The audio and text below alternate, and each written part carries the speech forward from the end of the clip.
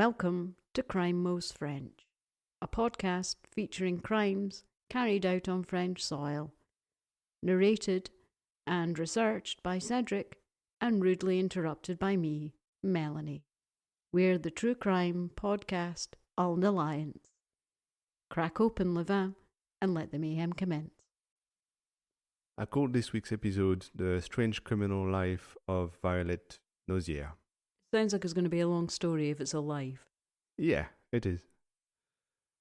Violette, or Violette, I'll call her Violette Nozière, is a unique case in the French criminal history. Her crimes and her life in prison put her apart from most criminals.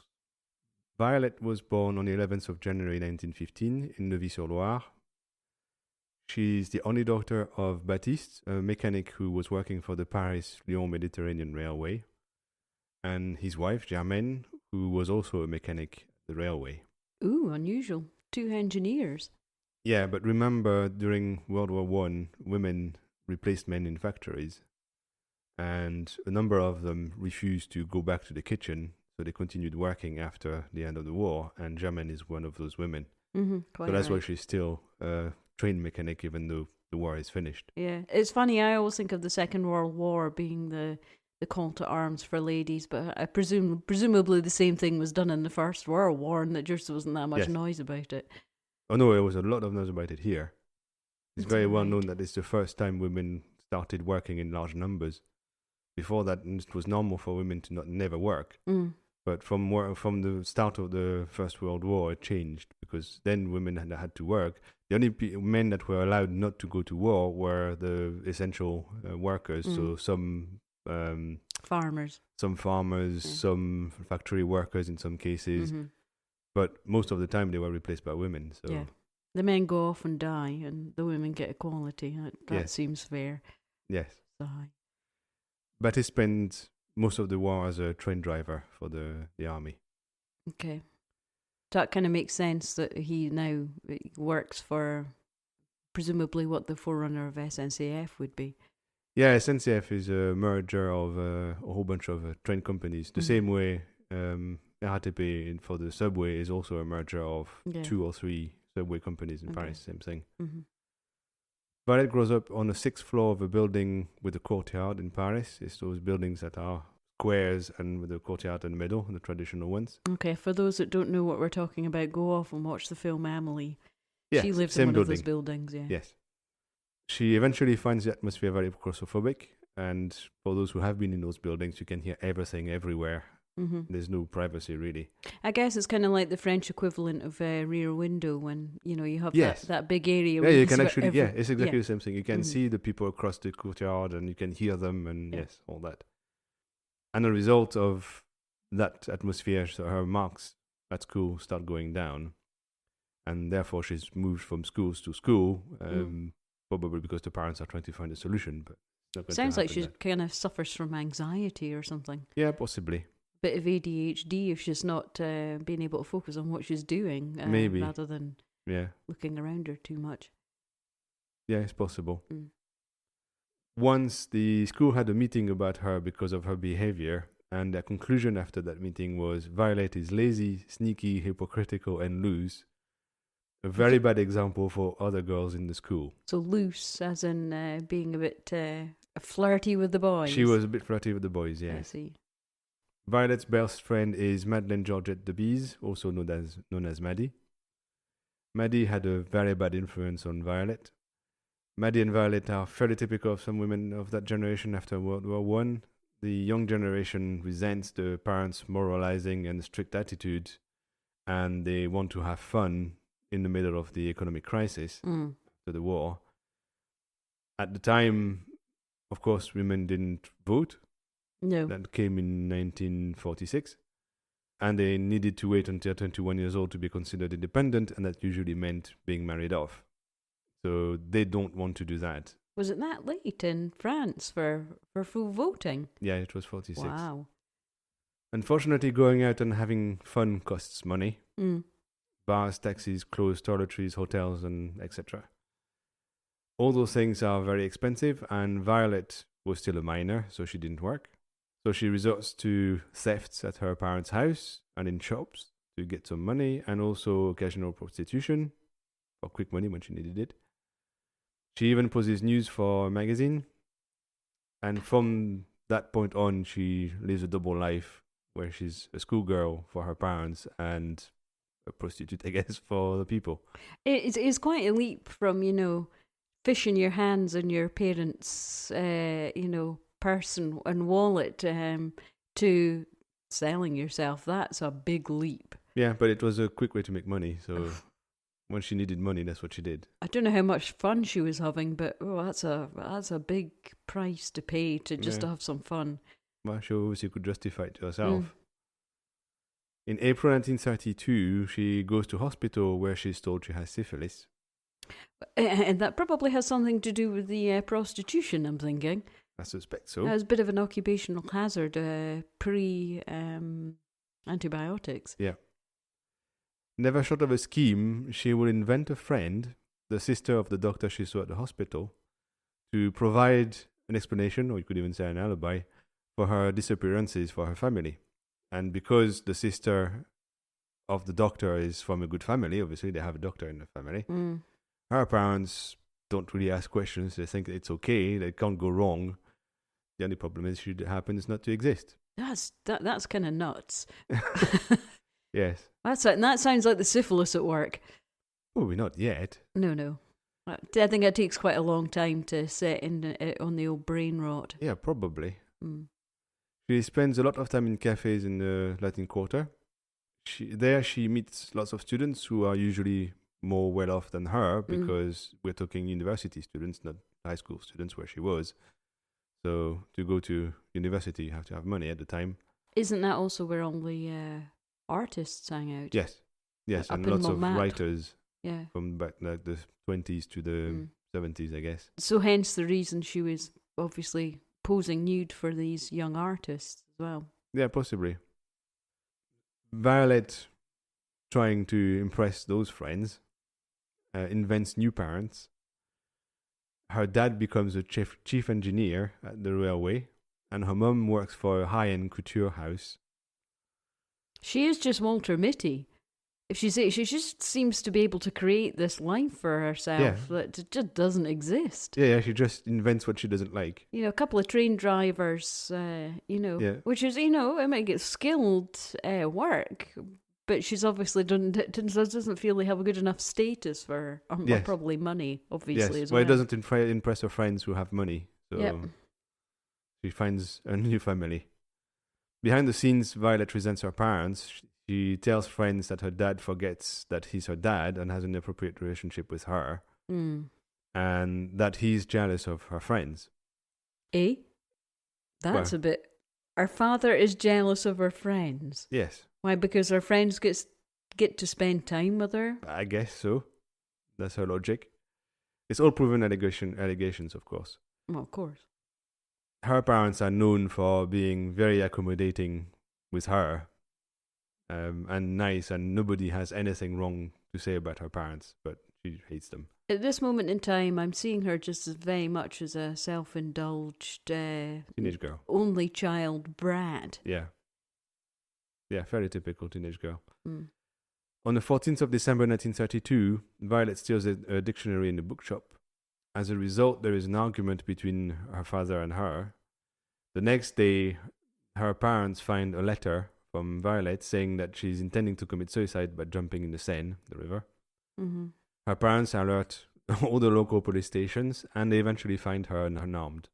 Yeah, with her stolen dictionary. Why on earth would you steal it? And that just sounds like kleptomaniac. Oh, she could well be, yes. Behaviour. I mean, because who really seriously needs a dictionary? Seriously, I don't know. Oh, was she planning to write a particularly elaborate No, but it could have started because she needed the money, and then it turned into a mania as possible. They're selling it to the students, a hot dictionary. Yes. That's just very bizarre. In March 1933, Violet's illness gets worse, and somehow, and I can't really explain how, she manages to convince her doctor to write a fake virginity certificate, and therefore declare her syphilis as hereditary.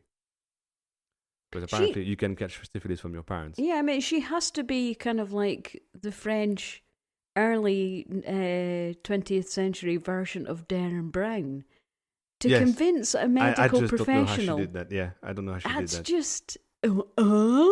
Yeah, but that way her parents are responsible for her illness.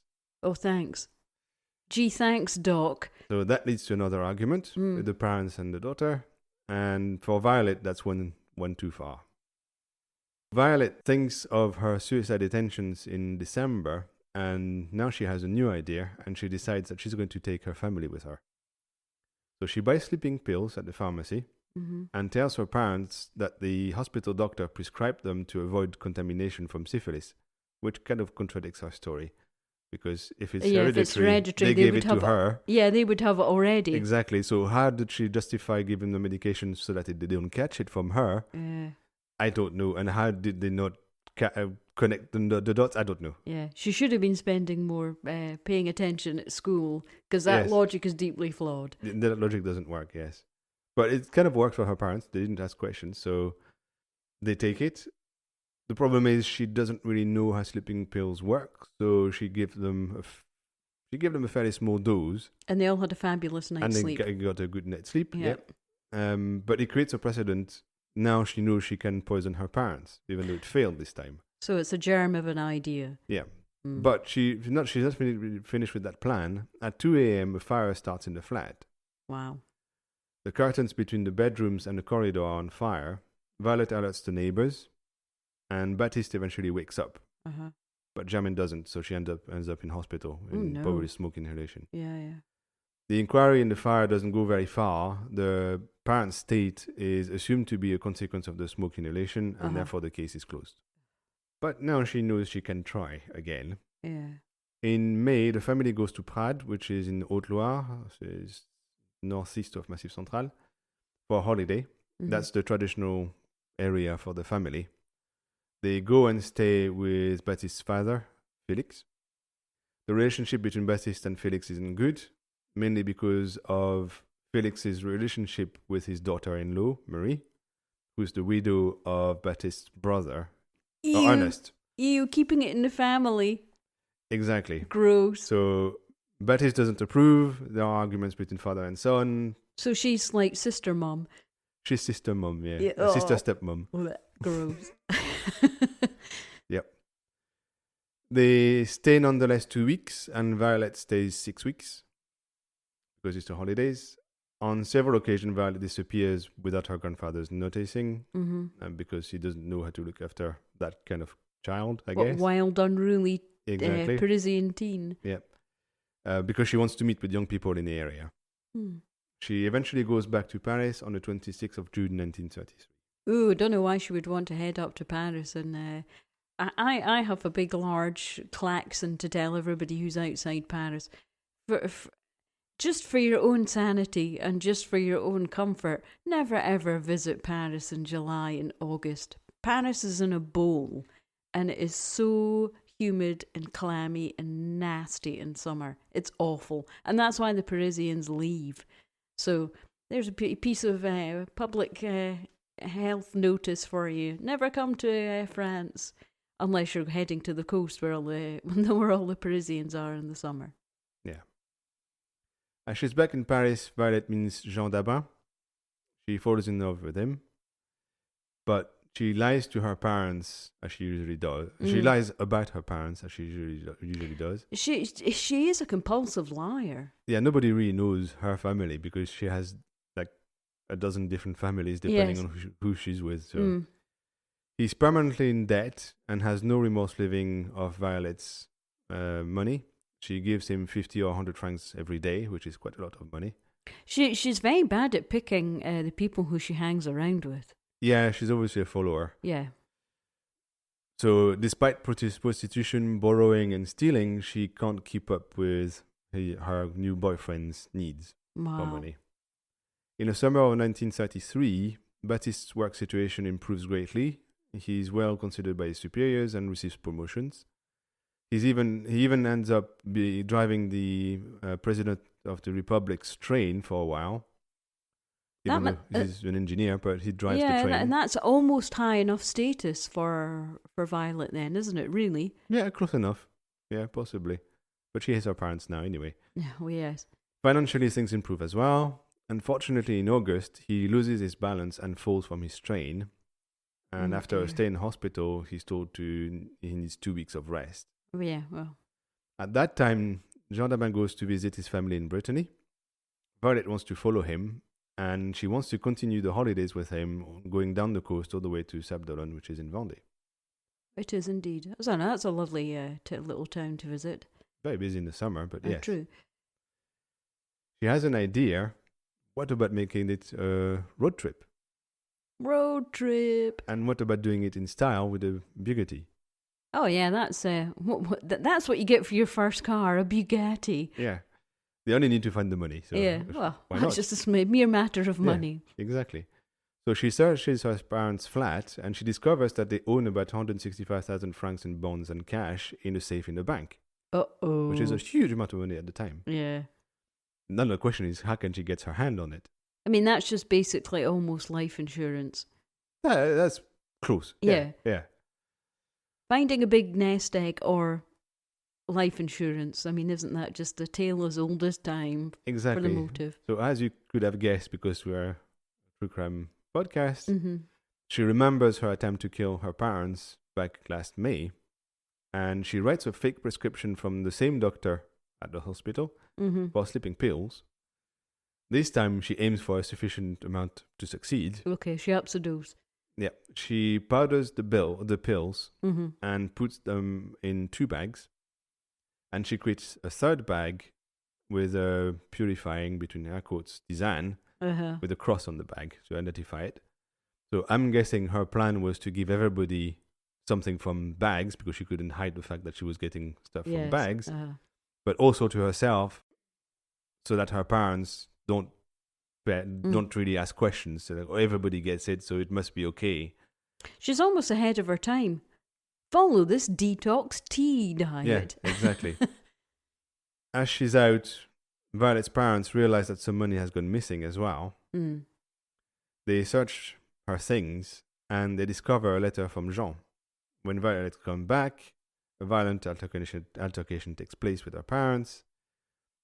By the time dinner arrives, things have calmed down. So during dinner, she drinks her tisane. She gave the powder from the bags to her parents, and the only problem is that her dad drinks the whole thing, which is fine, but her mom only drinks half because it's bitter. Right. I guess the sleeping pills have a taste. I've never had sleeping pills, so I can't tell. Baptiste drops like a stone not long after dinner, and Germaine falls as well. Okay. But she hits her head on the way down on the side of the bed. Nasty. Violette steals money, including her father's pay, which was about 3,000 francs at the time. Wow. Yeah, that's a lot of money for a train driver. Yeah. It's a lot of money at the time in general. And she leaves. She comes back 2 days later, and she opens the gas in the kitchen to pretend that her parents tried to commit suicide. She alerts the neighbors, as she did last May, to provide an alibi. Yeah. The emergency services arrive quickly, followed by the police, and they find Baptiste dead on the bed. Oh, poor Betty. And his wife unconscious but still breathing. After 2 days. Okay. She's taken to hospital. Well, that's something at least. Yes, for now her mom's not dead, yes. The police inquiry discovers 2 important things. There is no spending recorded for the day before the suicide by Germaine, who was known to keep a very tight register of all the spending of the household. So she had like a daily ledger. Yeah, and that means that that day somehow didn't exist. Or she'd never left her house, which is a bit unlikely. But she never left her house. She didn't pay for anything. No. She didn't get money or anything. Apparently it was very unusual. That smells, because they're supposed to have committed suicide the day after. So why would they have nothing recorded? And also, the second thing they find is that the amount of gas, according to the meter, that escaped was too small to be fatal. So that doesn't explain Baptiste's death. Yeah, so you often think of, forensic evidence being kind of like a very new thing. But I mean, I'm quite impressed by that. Yeah. Yeah. Later that day, the local commissioner takes Violette to the hospital to confront her to her mum, who's slowly regaining consciousness. Okay, that's good. So she's not dead yet then? She's not dead yet, no. He leaves Violette in the matron's room, just next to German's room. She's told that German can't really answer questions yet. He insists. She tries to ask her questions, but she doesn't make any sense. So he has to give up. He goes back to Violette and discovers that she ran away. And as far as he's concerned, it means she's guilty. So now they're looking for a murderer. He didn't think of kind of like handcuffing her to apparently not. a radiator or anything. No, apparently not. Well, that's on him. Yes. The next day, German can finally talk, and she gives her version of the story. Which is not going to look good for Violet. No, Violet is then formally charged with murder. Violet's on the run for a week in the streets of Paris, and the press jumps on the story. Right. Because that's another story. Yeah, that kind of like murdering your parents doesn't exactly. happen They like every those day. stories, so they all jump on it. So she can't really hide, and she's eventually arrested in the cafe not shortly after. Once Violet is arrested, the press takes the opportunity to have another high-profile murder. Right. The national newspapers send reporters to the scene of the crime, parents' flat, to the police HQ in Paris, to the toxicology lab that is testing the poison, to the morgue where Betty's body is stored, even in Prague, which is where the grandfather lives.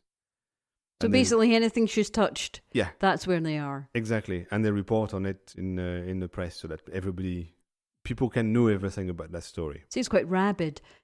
Yeah, but that's what they do now. Same thing. Oh yeah, true crime obsession is not a new thing. Yeah. Some newspapers innovate. They use a lot of photos to immerse the reader in the affair. It's a bit like a film, except that yes, it's not a film. The photo investigation is born at that point. Right, yeah. On front pages, even national and international news become secondary. I've seen some of the newspapers and put some on the website where essentially Violet is the middle of the front page, the whole column, and everything else is secondary to it. Wow, that's crazy. Violet sells. Yeah. Yeah.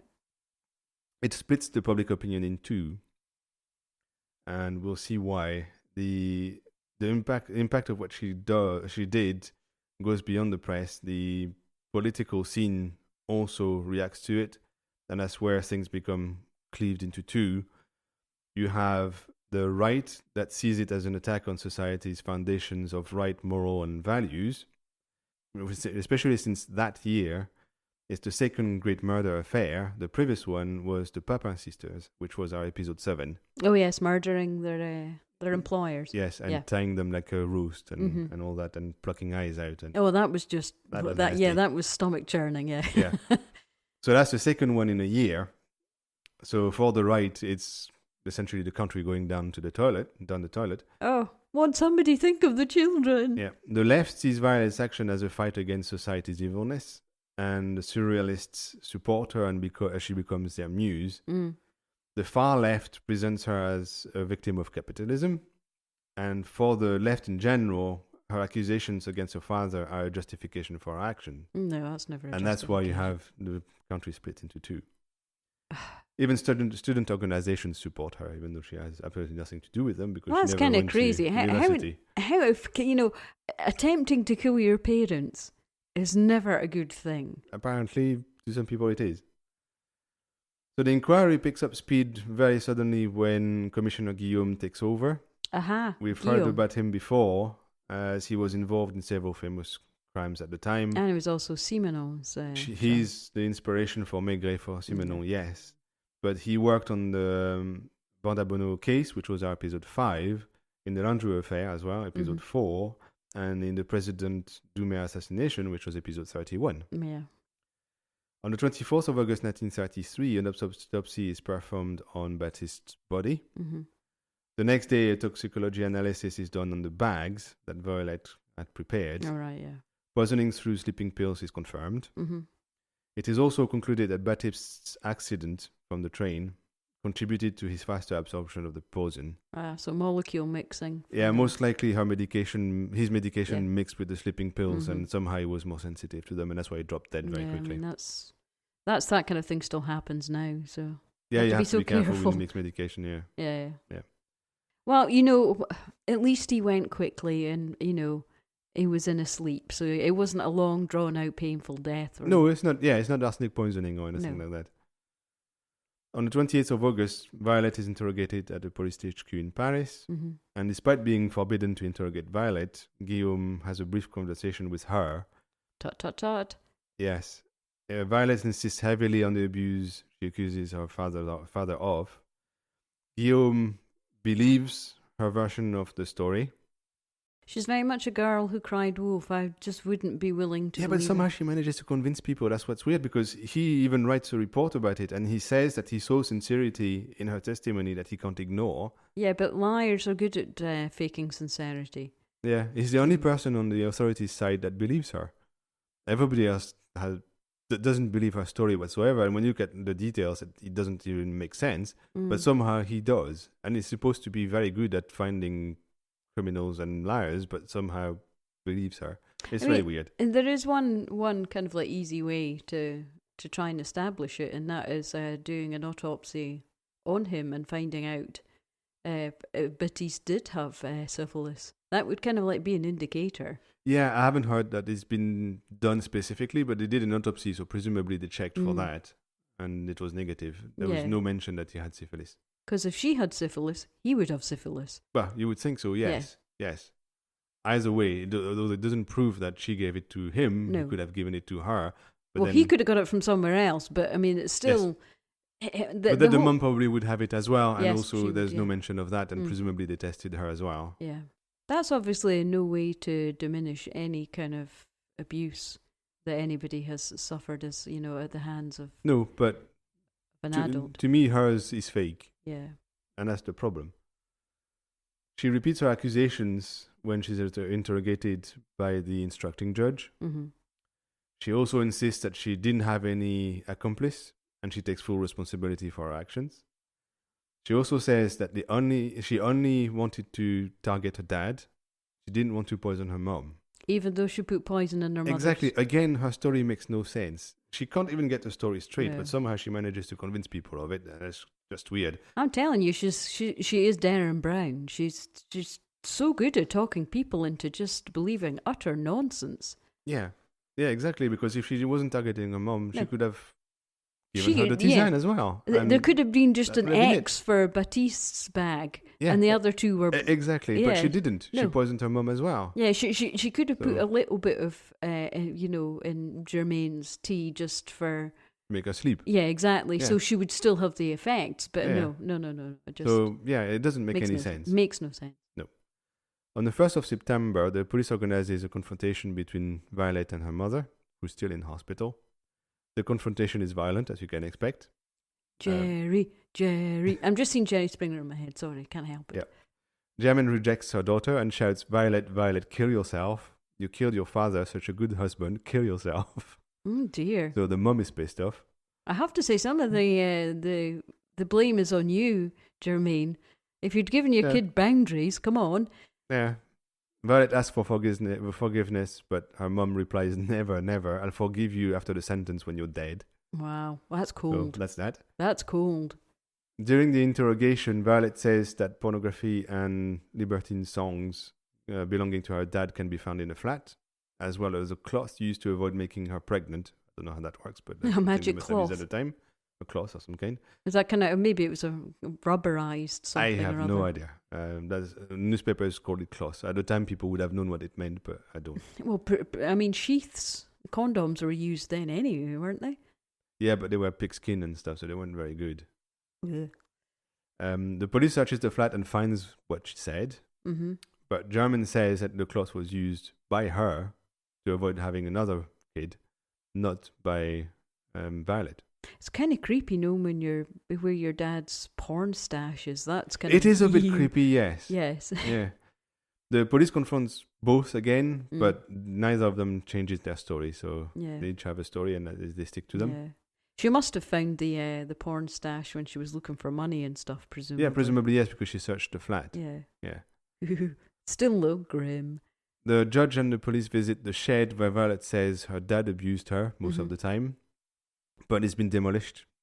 They had a piece of land next to the river a bit further from the house, Okay. which had 2 sheds, and she said it was in shed A, which has been destroyed and no longer exists. Shed B, which was just on the edge of the water, is still there, or was still there, but it was too close to the river, so too obvious to see inside. So apparently, she said her dad didn't want to use that one; he wanted to use the other one. Oh, it's very conveniently. it's conveniently in the shed that's no longer there. Exactly. So no evidence to be found there.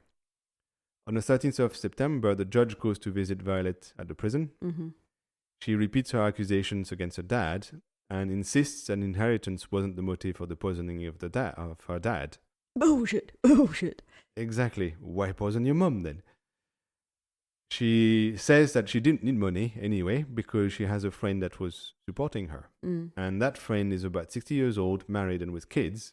Conveniently, again. Is he really good friend with the doctor's sister? Yeah, probably, uh-huh. yes. Conveniently, she doesn't even know his full name. Uh-huh. She only knows his first name, and she gives also a description of a car that he would have had, a blue Talbot of some kind. He hasn't got a Bugatti. Oh, I'm not being friends with him then. So the police searches for him, but of course they didn't find it because... because he doesn't exist? Well, she said he's called Emile, so finding a dude called Emile with a blue Talbot car is probably thousands around the country, so they can't find him. That's because he's not real. Exactly. On the 15th of September, Germaine joins the case against her daughter, because in France you can become part of the accusation side. It's called constituer partie civile, i.e. you make yourself a civilian victim of the so accused. It's the state plus the mother. Yes. On the kind of like trial documents. Yes. Yeah. Mm-hmm. Yeah. For the next few days, interrogations, confrontations, and witness testimonies follow. Mm-hmm. On the 18th of October, during one of the confrontations, Jean-Daba is present, and Germaine notices that he's wearing a ring that belonged to Baptiste. Right. So obviously Violette stole it and gave it to him. He says he doesn't know where it comes from, and everybody believes him because that's very possible. Well, I mean, that would be kind of weird. Here, have my dead dad's ring. Yeah, I guess so. No, he's not going to know. So no, he didn't know. I mean, he's a scumbag. Clearly, he's a leech. He's a complete leech. He was smooshing off of her. Yeah, no doubt about that. But he probably didn't really care that much where it came from because as far as he's concerned, ask no questions. Exactly. Yeah. But it's very possible that he didn't know. At the end of December, the instructing judge is done and transmits his findings to the prosecutor. Mm-hmm. The trial starts on the 10th of October 1934. Violette is accused of having killed her dad with poison and having attempted to kill her mom with the same means. Right. During the first day, the discussions are centered around Violette's personality, her friends, her surroundings, and the circumstances of the affair. And not her imaginary friends. Oh, I'm sure they'll come up because that's her alibi for most things. So. Yes. There's no real mention of abuse. It doesn't seem to be important on that first day, but she maintains that it happened. Mm-hmm. She faints during her interrogation by the judge. That's usual theory. It is now just turning into daytime TV. Yeah, totally. Yes.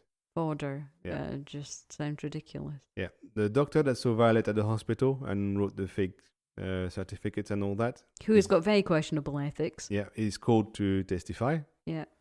And he hides behind patient confidentiality, which surprised me. I didn't know a doctor could do that for a murder case, but apparently they can. Or they could that's just at ludicrous.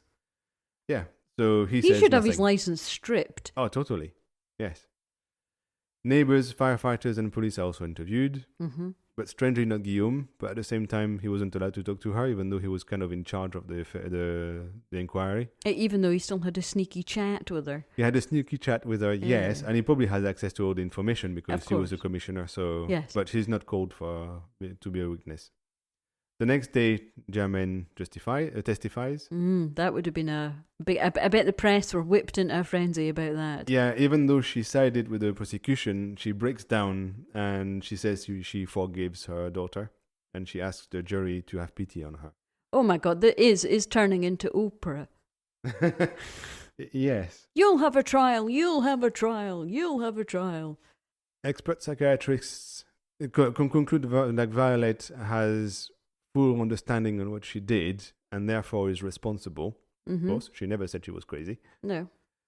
Violette's lawyer questions the methods used by the psychiatrists, and he cites an example, the Papin sisters, episode 7, where one of the sisters was sentenced to death, but then recognized not mentally responsible. And he says, well, that could be the case as well. The judge answers, we're not trying the Papin sisters or Gorkulov, episode 31. To which the lawyer replies, no, we are analyzing psychiatric diagnostics. Yeah. So there's kind of a confrontation between the judge and the lawyer there. Ooh. When it is totally turning into Jerry Springer. That's what people come and sit in the tribunal room for days and days, because that's what they want. That's what they expect to happen. Chomping their popcorn in the gallery. Yeah. In some cases we had in the past, they even had queues outside because people wanted to come in and see what was going on. So hey, listen, court TV in the 90s was hugely popular. So who are we to judge? Exactly. When Jean-Daba is interrogated, the judge tells him, you found natural that this woman, what am I saying, that child gave you money. You therefore don't feel what this room thinks of you and what I think of you. You have dishonored your family. You leave off this poor woman. She's guilty and I request harsh sentence against her. You're not accused. You're not under the justice's scrutiny. You deserve the public's disdain. Wow. So the judge was really not happy with him. I can't put you in jail, but I'm going to make everyone think if I could, you would be there. You're a giant cad and a rotter. Yes, people need to know what an arse you are. Yes. On the last day of the trial, the prosecutor requests death penalty, unsurprisingly. No. The defense lawyer calls a new witness, which was unexpected, apparently, but I don't even know who that is. The newspapers didn't really mention it. It wasn't important, obviously. Okay. He brings back the abuse Violette says she endured again. He also insists that Violette had no reason to kill her mother, and therefore she wasn't looking for inheritance. But again, that still doesn't make sense because she did poison her mom. Yes. So, of course, the prosecutor jumps on it and says, "Oh yeah, well, she didn't want to kill her mom. Why did she poison her?" Yeah. Well, how did she end up in hospital almost dead? Yeah. And only survived by luck because she didn't like what she was drinking. Yeah. On the 12th of October 1934, after 1 hour deliberation, Violette is sentenced to death with no attenuating circumstances, so they don't believe for a second that she was abused by her dad. Okay, so we're quietly wheeling out the guillotine, okay. Yep. All Violette answers when she's sentenced is that she thanks her mum for having forgiven her. Okay. Just before she's taken away by the guards to prison, Violette's lawyer wants her to sign the appeal request, because might as well get it get the paperwork started right away, yeah. That triggers a panic in her, and she starts shouting and screaming and crying that she doesn't want to go to prison and she wasn't lying. Oh, silly little girl suddenly realises there's consequences to your actions. That's what happened, yes. She realised that she's in trouble. Her appeal is rejected on the 6th of December 1934. Oh, sharpening the guillotine blade. Yep. Her lawyer then appeals to the grace of the President of the Republic. On the 24th of December, the president called Lebrun commutes her sentence to life of hard labor, to nobody's surprise, because as we know from previous cases, there's been no execution of a woman since 1840-something, and no president is going to want to change that. So as her lawyer said when she was sentenced, it's a formal sentence, it's not going to happen, and it didn't happen. So, lads, wheel the guillotine back. Ladies don't get shortened. Exactly. On the 14th of January 1935, 6 months later also, Violette is sent to prison in Alsace. She's not even sent to... Not a local prison, no. Not to Papillon territory? No, she's not sent to Guyana. I don't think many women were. The prison she's sent to is still very hard. And the general rule in that prison is complete isolation of the prisoners, so they're not allowed to have any contact even with other prisoners. They're not allowed to talk to each other or share or anything. Yeah, that's mental erosion. That's kind of cruel. Yes. Violet turns to religion. The sisters that visit the prison support her, and she becomes apparently a model prisoner who's often cited as an example. Oh, if only this was a visual podcast, everybody could see my shocked face. Somebody who goes to prison finds religion. In October 1937, two things happen. Violet retracts her accusations against her father. Right. So finally she says that no, he didn't abuse me. It was a lie, as pretty much everybody knew. Uh-huh. A letter that she sent to her mum where she explains that is published everywhere in the newspapers, which apparently allowed her mother not to be liable for the trial's costs, because apparently she was still considered, I don't know, half guilty or something. I'm not even sure how that Well, works. wasn't she actually responsible for her because she had syphilis and genetic syphilis? I don't know what the reasoning was or why, but actually, she was until then liable for the costs. Do you think that was a motivation? Just the fact that she could possibly save her mother money? I don't know. I don't know. I have and no her idea. mother's reputation, because her mother would have been married to a paedophile at that point.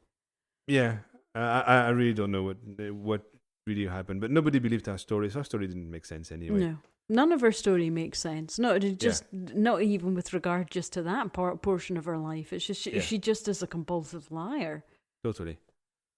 So as a result, she reconciled with her mother, and right. So they're friends again.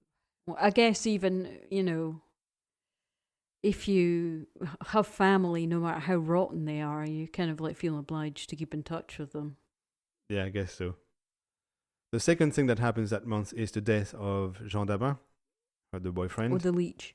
He was in the colonial army and contracted some kind of tropical disease in Tunisia. Ooh, nasty. And he died 1 month short of his 25th birthday. I suspect, unlike Baptiste, who had a night, quite quick death, I would imagine. That was probably slower. Yeah. Yes, he would have had quite a slow, sweaty, painful death. Probably. On the 16th of February 1940, so we're now 5 years later, Felix, Violette's grandfather, dies at age 82, and he's never forgiven her. Well, killing it. That's very strange because, I mean, he had a very kind of like rough relationship with his son. So yes, but somehow he never forgave his granddaughter for having killed his son. His son, who he had barely had a great relationship with. No, he didn't have a good relationship with him. Anyway. He's one of these old people who likes to hang on to the bitterness. Yes. On the 14th of May 1940, as the Germans advance in France, Violette is transferred to a prison in Rennes, in Brittany. Okay, so across the other side of the country, but still in the frozen north. As far as she can be from Alsace, yes. Because she's a celebrity still at the time, she travels away from other prisoners in the train. She has her own cabin. Hannibal Lecter style. Yeah, exactly.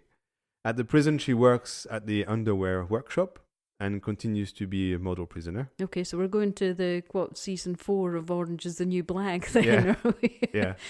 So that works in her favour. I bet she's not selling them dirty. Probably not. No. On top of that, the Catholic Church intervenes on her behalf because of the sisters. As a result, in 1942, Pétain, who's then the head of state, reduces her sentence to 12 years hard labour, counting from her arrest in 1933. So that's the second presidential. That's the second presidential pardon. Yeah.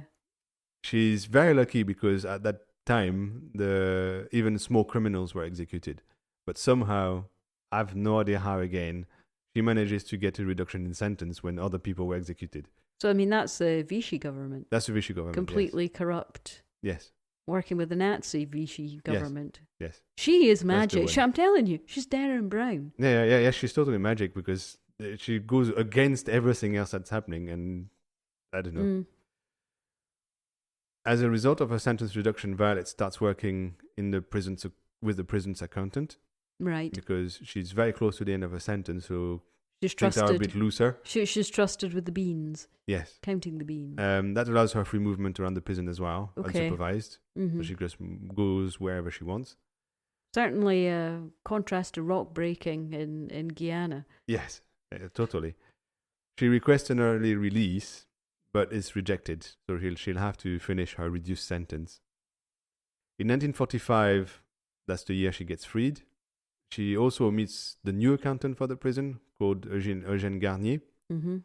He's a widower. He's been a widower for a year or so. He lives with his 5 children. He's said to be generous and profoundly human, so a good guy, apparently. Are you really sure he's an accountant? Yeah. One of his eldest kids, Pierre, who was born in 1919, is separated from his wife at the time and works as a cook in a local restaurant. Must be roughly about the same age as... Yeah, he's the same age as her. As Violet, I think that she's born in the same year or something. Yeah. Violet becomes close to that family. and Pierre in particular. Violette leaves the prison on the 29th of August 1945. Right. On the 17th of November, so 3 months later 3 months also, later, yeah. de Gaulle lifts her 20-year ban What? from living in metropolitan France. As we know, when you are sentenced to hard labor, like in Guyana, Yeah, like... you're not allowed to go back to the mainland. Yeah, like the actual Yes, Papillon. exactly. He was so desperate to come back to France. And Yes. Did he ever? I don't even know if He did, and he got caught just when he landed in Normandy. Well, that's just nonsense. Yeah, so yes, there's a ban for 20 years. You can't live in metropolitan France, and in the case of Guyana, you can't even live in large cities. You can only live in the countryside. So basically, that's lifted. She's got the turkey of presidential pardons. That's 3. That's 3 in a row, yeah. Come on. She's a total exception in French justice system history. That's never happened before. She got pardons from 3 successive head of states, and it can't happen. But it happened for her. She's as magic. A woman, it makes me sad to say this, burn the witch. Yep. She's definitely using some kind of jiggery-pokery. I can't even see what it could be. It's just weird. It just happens to her. She's doing Jedi mind tricks. Yeah, probably. After she leaves the prison, now that she's allowed to live in France, she moves back to Paris. She lives under her mom's surname because she wants to be anonymous. Mm. Pierre abandons his restaurant in Rennes and joins her in Paris. He lives in Bagnolet, that's east of Paris. Ooh. And he runs a small foundry. Foundry? Yeah, for some reason, yeah. It goes from cook to running that a foundry. natural progression from running a kitchen to smelting metal. Yeah. That's just weird. That's probably what he could find. I don't know. Maybe he has experience in that. I really have no idea. That is just weird. That's like going from kind of like, oh yes, I'm an ironmonger, and yes, I'm going to become a sommelier. It just makes no sense. Yeah, it makes no sense, but that's what happened. They don't live together because they're not married. No. Think of the scandal. Yeah, you wouldn't want the family having any kind of tarnish to their name. Yeah, exactly. She finds work as an accountant for the Student Christian Federation. So she's still counting the beans, and she's still doing it for with the religious for a churchy thing. Okay. As Pierre's divorce is acted on the 5th of February 1946, Violette moves to a flat closer to him. They still don't live together. They're still not married. Yeah. They get married on the 16th of December 1946. Okay, so at the end of the year. Yeah, respectable time after the divorce, yeah. In Neuvy-sur-Loire, her ancestors' town. Okay. But not much is left of that town because it was bombed 3 times by the Allies in 1944. Oh, yeah, we're still... So the mairie is gone completely, for example. So they get married in a local school. Yeah, dear. Between 1947 and 1954, she has 5 kids, 1 daughter and 4 sons. Wow, she's spitting them out like bullets. Yeah, and she never tells them about her past. They're going to find out. They will probably find out, but as kids, they never knew. No, okay. Well, yeah, because they'd be frightened to every time she puts a cup of tea down in front of them. This tastes bitter, Mummy. Exactly. In April 1950, Pierre is hit by a bus as he drives his motorcycle in Paris. No. He stays in hospital several months. Once better, he decides to go back to cooking because, well, that's what he likes to do, I guess. Well, yeah. And he runs the Café Hotel in Clamart, which is west of Paris. Okay, so we've gone east to west, so we're now in a much better place, yeah. Place, yeah. Violette and Germaine take on the food management, so they go shopping in Les Halles, so the big covered market in the center of Paris, above the Châtelet metro station today. World's worst interchange. Yes, I think it's the largest European train station, metro station, if not the largest in the world. It's a crazy one. Oh yeah. In 1957, after Eugene's death, so Pierre's death, in the traffic accident, Violette and Pierre buy the Golden Eagle, a hotel in Normandy. Okay, so we're moving away from Paris. So they're moving away from Paris now. They're moving to Normandy. It's probably safer for Pierre. Yeah, I guess so. Maybe. Germaine looks after the grandchildren. Okay. When the parents work. So Granny's looking after. Yes. The mammy's looking after the. Yes. Petit gamin. 4 years later, they sell the hotel and buy a new one in Seine-Maritime, so next door to Normandy. Mm-hmm. It's the Hôtel de la Forêt, the Forest Hotel in Rouen. Unfortunately, Pierre has another traffic accident. Oh, for goodness This sake. time Come he- on, Pierre, you made me look like a chump. Yeah, this time he rolls the car. He has several operations, Oh, and at 42, he falls into a coma and dies on the 30th of June 1961. oh, poor Pierre. That's wasn't lucky. That was tragic. Yeah, there's more tragedy in the family. His brothers also died. One died in the army during the war. Another died of something else afterwards. Oh, no, that's There's a sad. lot of dead people in his family. Oh, that's sad. After 10 years of efforts from her lawyer, Mm-hmm. the court declares Violette rehabilitated and she gains all her civic rights back. Wow. Her criminal past is completely deleted and So she it's can totally- start over. Totally expunged from her. Totally expunged like it never happened. Again, that never happens, but it happened to her. Shakes the head. I mean, obviously, what she did was just a moment of utter insanity. But Teenage. it wasn't and- insanity. She knew exactly what she was Well, doing. That's the thing. yeah, but She was guilty. She did it. yeah, She knew so what she was doing. indulgent, kind of like teenage, over the top. I'm going to show them, and she just Still. took it too far. But my God, yes, But yeah, she's it's now, just crazy. She's now no longer a criminal. Well, no, she is in my eyes. She is. I'm sure in the public's eyes she was. Probably, but as far as the law's the concerned. law's concerned, she's now completely clean. In January 1963, she's operated to remove a cancerous growth on her left breast. Oh dear. She decides to sell the hotel Uh-huh. and she buys a cafe restaurant called Le Relais. No, it's In kind Rouen? of easier to run than a hotel. But it's too much work for her Okay. and her health declines. She also has a decalcification of the vertebrae, which make her essentially unable to work because she can't Ooh. really move her back. Yeah, that sounds really painful. Yeah, so she sells the restaurant. Her whole family moves in with her, so all the kids and mother, I guess. She then learns that the reason for her disqualification is in fact bone cancer, No. and she hides it from her family, so nobody knows until she dear. dies on the 26th of November 1966. So she didn't have a kind of like an overly long life in French terms. No, she If she- was. Yeah, she was in her late 40s. No. She died in 66 and she was Yeah. born in 15, so she would have been. Was she born in 15? Yeah. Yeah, she was born in 15. hmm So, yeah, she was 45. Yeah, I mean that's 46. Yeah, she wasn't old. no. But anyway, that's the end of Violette. Yeah. Violet, Princess, witchy. She is. She's definitely some she kind of has- Wicca. Yeah, Definitely some kind of she Wicca. definitely used black magic because Oh, none yeah. of what happened to Yeah. her can happen to anyone, and Yeah. certainly not all those things together. It just made no sense. Yeah. One pardon is hard enough to get. She got 3, Yeah. and then she got declared rehabilitated, which doesn't happen either. No, definitely not. And I definitely think the moral of the story is parents, never overly indulge your kids. Might end in deadly consequences.